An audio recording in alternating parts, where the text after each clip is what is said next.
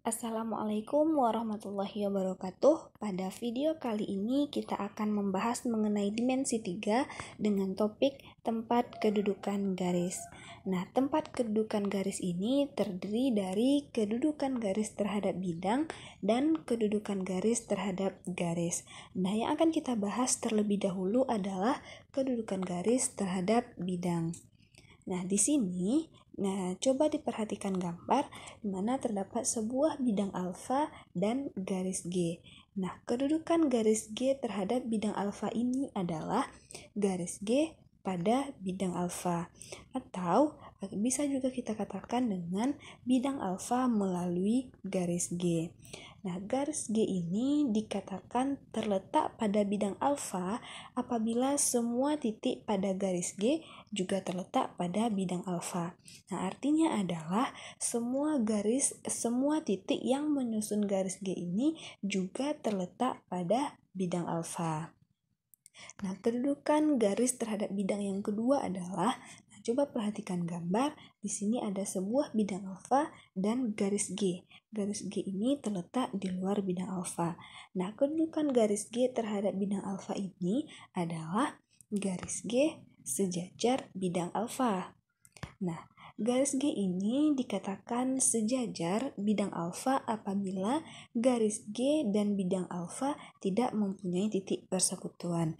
Nah, artinya adalah titik-titik penyusun dari garis G ini tidak terletak pada bidang alfa, atau antara garis G dan bidang alfa tidak mempunyai titik yang sama-sama dimiliki oleh garis G maupun bidang alfa ini.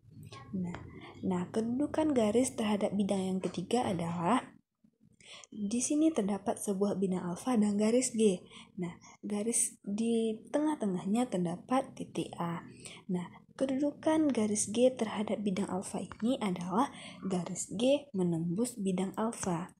Nah, garis G ini dikatakan menembus bidang alfa apabila garis G dan bidang alfa mempunyai tepat satu titik persekutuan. Nah, artinya adalah antara garis G dan garis H memiliki satu titik yang sama-sama dimiliki oleh garis G dan bidang alfa.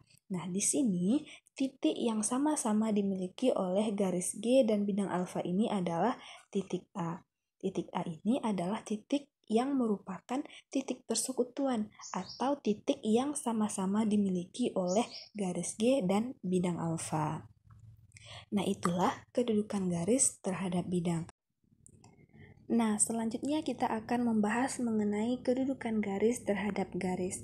Nah, sekarang perhatikan gambar di mana pada gambar terdapat garis G dan garis H. Nah, kedudukan garis G terhadap garis H ini adalah dua garis berpotongan, atau dapat juga dikatakan dengan garis G berpotongan dengan garis H.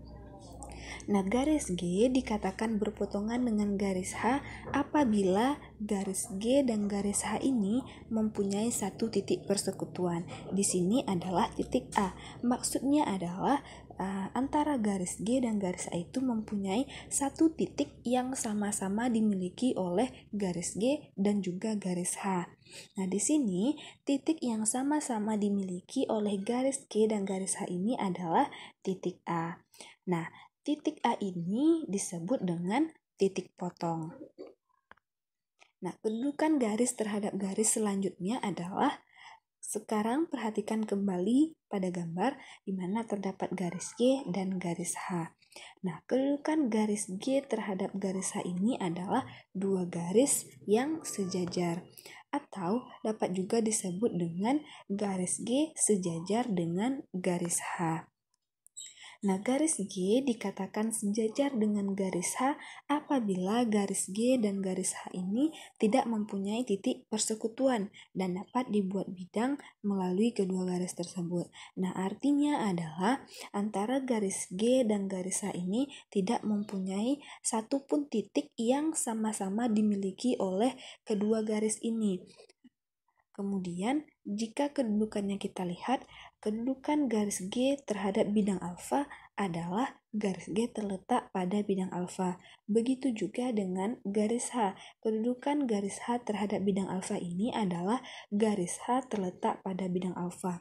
Sehingga dari kedua garis ini, yaitu garis G dan garis H ini, dapat kita buat sebuah bidang.